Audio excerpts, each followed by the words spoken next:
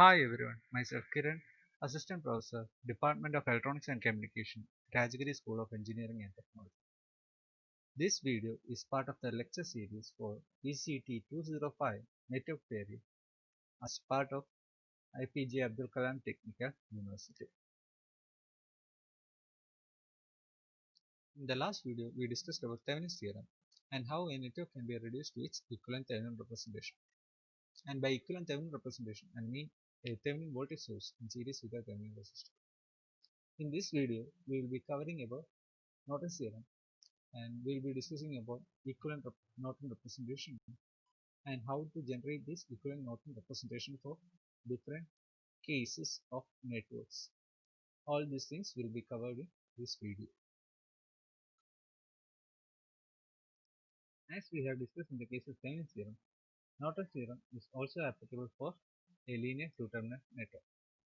And this theorem states that a linear two-terminal circuit containing several energy sources, it can be voltage source or current source, along with some resistance, can be replaced with an equivalent circuit of an ideal current source IN in parallel with a resistor RL. Here, IN corresponds to the short circuit current which is obtained by replacing the load resistor RL with a short circuit and measuring the current through that short. Whereas the resistance, equivalent resistance Rn, is obtained by replacing the load resistor RL or removing the load resistor RL and observing the resistance, effective resistance seen across the output terminal. Now let us discuss about the different ways in which a network can be reduced to its equivalent Norton representation.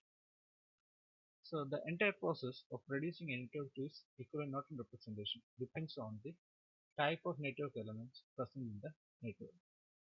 Let us take the first case, that is network containing only independent sources. So in the previous video I have mentioned about independent sources and dependent sources.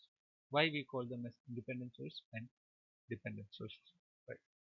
So in this case we will be discussing about network containing only independent sources. There are no dependent sources. So let us take this circuit, and as we did in the case of Thevenin's theorem, here to find the Norton's theorem equivalent representation, first we need to remove the load resistor RL across the load terminal A and B. So assume that this is the load terminal A and B, and replace this load resistor with a short circuit. So after that we will be using KVL or KCL and we will calculate the current through this terminal, or we can say VAB, IAB, sorry, IAB. And this current will be the Norton's current IAB. Similarly, to find the Norton's equivalent resistance, the procedure is same as that in the Thevenin case. So here the load resistor RL should be removed, and if at all some voltage sources are there, we should short it, and if there is any current source, we will open circuit. So this is again important. I am stressing this point. All the voltage source should be short circuited and all the current source should be kept open circuit. Now let us see an example, or we can use the same network and try to reduce it to its equivalent Norton representation. Right. So here step 1 is we need to find the Norton's current. So assume that this is the output terminal A and B, and we are supposed to find the Thevenin equivalent representation, or sorry, the Norton equivalent representation for the network to the left of this dotted line, right? So the first step is we should replace this load resistor with a short circuit. We should replace it with a short circuit and we should measure the current through this short. So using KVL and KCL, we can actually find the current through this short circuit. We can see that these two resistors R2 and R3 are in parallel, which is in series with the resistor R1. Right. So we know the total resistance in the network, and we know the voltage source. So we will know the current through this network, which is same as the current entering this one. So after knowing this current, we can apply current division principle, and we can calculate the current through this resistor R3, which is same as the current I. And doing some calculation, we got the value of this current as 2.78 milliamps. Now the next step is we need to calculate the Norton's equivalent resistance. And to calculate the Norton equivalent representation, we should remove the load resistor L across these terminals A and B. And if there is any voltage source, for example this V1, we will be replacing it with a short circuit. And here in this network there is no current source, so don't bother about it. And after that we will find the effective resistance seen from the load side across the terminals A and B. So here in this case, when you calculate, or we can see that this 3K is parallel to 6K, which is in fact in series with R3. So when you compute, you will get the equivalent resistance as 6K. So it is actually 6K. And now we got the current and equivalent resistance. So with these two values, we could actually find the equivalent Norton representation. So this forms the equivalent Norton representation. Moving on to case 2, that is network containing both independent and dependent source. So let us take a circuit. So in this circuit, we can see that there is an independent current source Is and a dependent voltage source Vx. Now because of the presence of this dependent voltage source, the procedure for finding the equivalent Norton representation is slightly different from case 1. In this case, the first step is same, that is to find the Norton current, we simply need to replace this load resistor RL across the terminals, let's say A and B, with a short circuit, and we need to measure the current through the short circuit. So procedure is same as in case 1. We can use KVL or KCL for calculating this current. Now to find the Norton equivalent resistance, in case 1 what we did was we removed all the current and voltage sources and we replaced it with an open circuit and short circuit. So here, because of the presence of dependent source, we cannot exactly remove all the sources. Right. However, what we do is we will remove this load resistor and replace it with an open circuit, and we will calculate the voltage, open circuit voltage across the terminals A and B.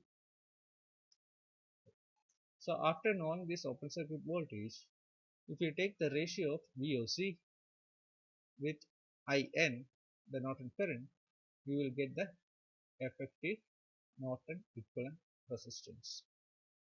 So we got the Norton equivalent resistance as well as Norton equivalent current or Norton current. So by knowing these two quantities, we can actually represent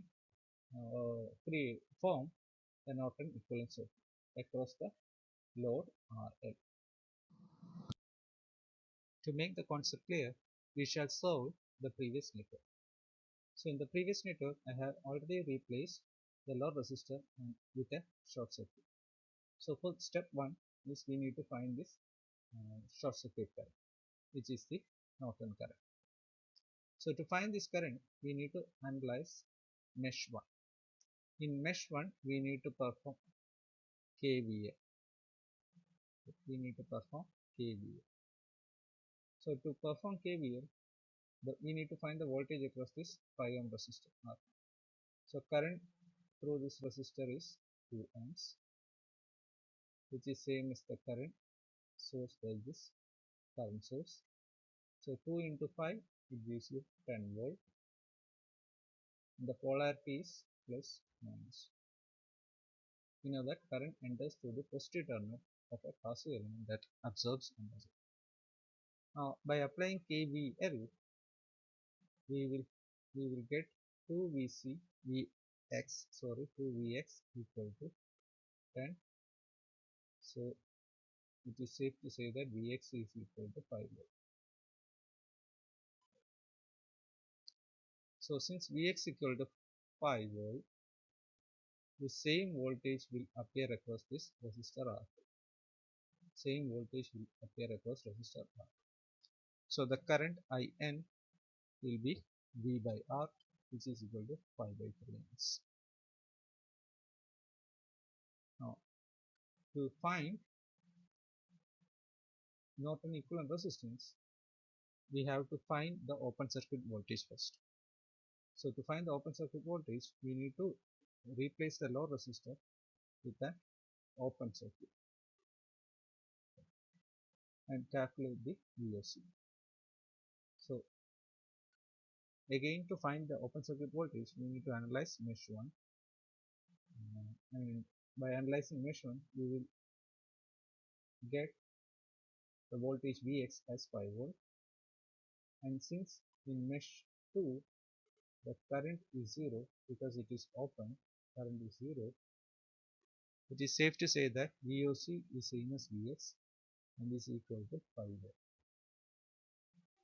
Now by getting open circuit voltage and the Norton current, if I take the ratio of this both, I will get the Norton equivalent resistance.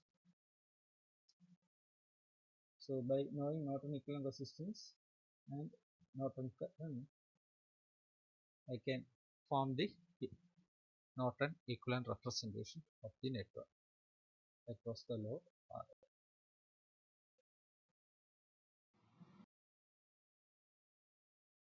Now let's move on to case 3, that is network containing only dependent source.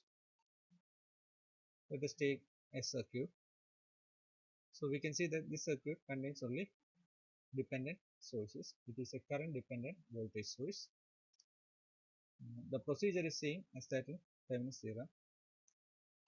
In the absence of an independent voltage source or current source, the network, when reduced, its Thevenin and Norton Thevenin voltage and Norton current will be always 0. So this point is very important. If a network contains only dependent source, then when you reduce the network, you will get an equivalent resistance. You will get only an equivalent resistance. So the procedure is, we need to replace this load resistor with a voltage source Vx,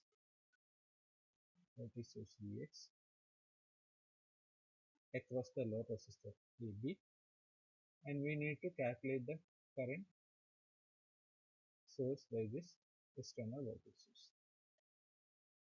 And if I take the ratio of this voltage and current Vx and Ix, I will get the equivalent Norton resistance, which will be same as the equivalent Thevenin resistance for this particular network. Now let us solve a sample network for case 3. So here I have taken the same network as in the previous slide.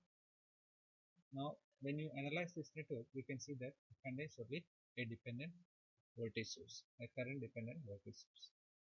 So when you reduce it, you will effectively get an equivalent resistance, which is same as Norton resistance and Thevenin resistance. So first task is, we will add a voltage source or current source across the terminals A and B. So for this case, I have used a current source with known current 1 amps delivered to the network. Now the task is we need to find the voltage across Vx across the terminals A and B. Okay. Now we apply KCL at node A. So here the current through the 12 ohm resistor is taken as I. So the voltage across at node A is 12. Now the voltage across the 6 ohm resistor will be 12I minus 2I. So it will be 10I. The polarity is plus minus. And since the polarity is in this manner, the current will be in this direction. And the current will be 12 10I divided by 6, or we can say 5 by 3 amps.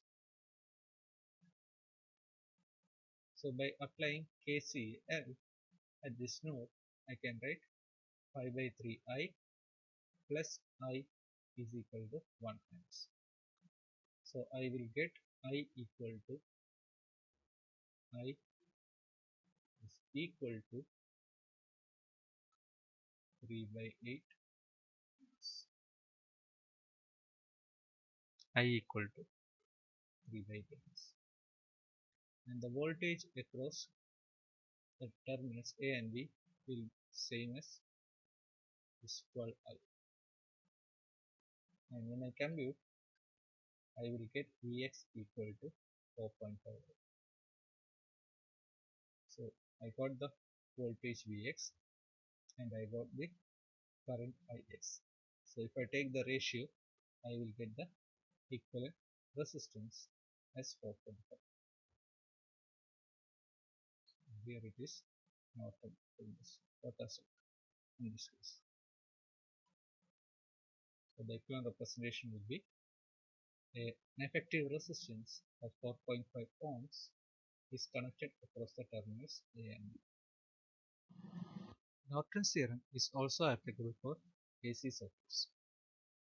The procedure for finding the Norton equivalent representation for an AC circuit is same as in the case of DC circuit. Only difference is instead of the resistance, we will be talking about impedance of the network elements, and uh, phase difference of voltage and current should also be considered when calculating the Norton current. For example, let us take this circuit. So in order to find the equivalent representation of this AC circuit across the terminals A and B, we can apply the normal Norton's theorem. In the case of DC circuits, we can apply the same procedure and represent this AC circuit with an equivalent current source in parallel with a Norton equivalent impedance across the load resistor or load impedance Z. Now let us reduce this network to its equivalent Norton representation. This network is an AC circuit, and the task is we need to find the Norton current and the Norton equivalent impedance. So to find the Norton equivalent impedance, we need to remove the load resistor RL, and we need to short circuit this voltage source, and we need to find the equivalent impedance seen from the load side or across the terminals. So we can see that this resistor or this capacitor appears to be in series with parallel combination of capacitor C1 and resistor R. So the effective impedance is impedance offered by the capacitor C2 plus parallel combination of these two. Right. So when you substitute and compute, you will finally get the effective impedance as for this, and this is the equivalent Norton impedance.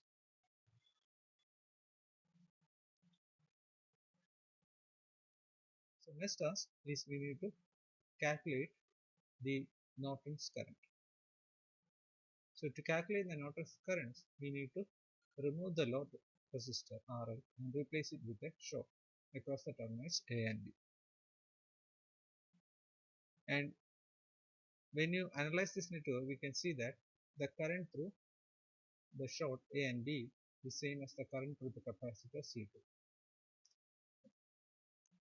And in order to find the current IN, we need to actually find the current source by this voltage source Vx. The total current we need to calculate.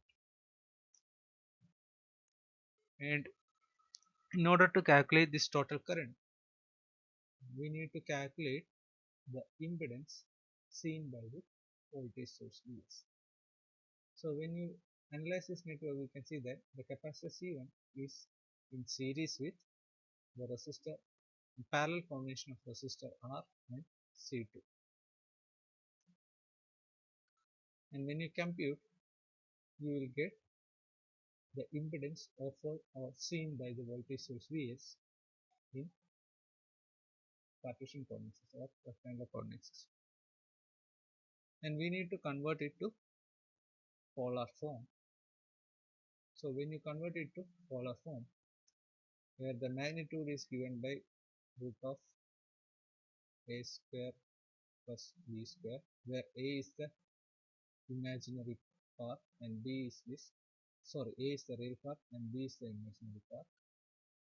In this angle theta, that is minus 60 degree, you got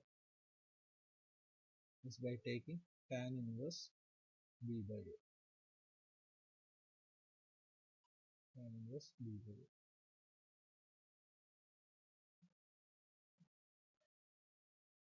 So this is how you convert to polar form. So using this equation, you can convert it the impedance into polar form. Now if you take or divide this voltage source with this impedance, you will get the total current source for this current source. After getting this total current, to find the current through this C2, we need to apply current division principle. So this same current is entering this node, and to find the current, we need to apply current division principle.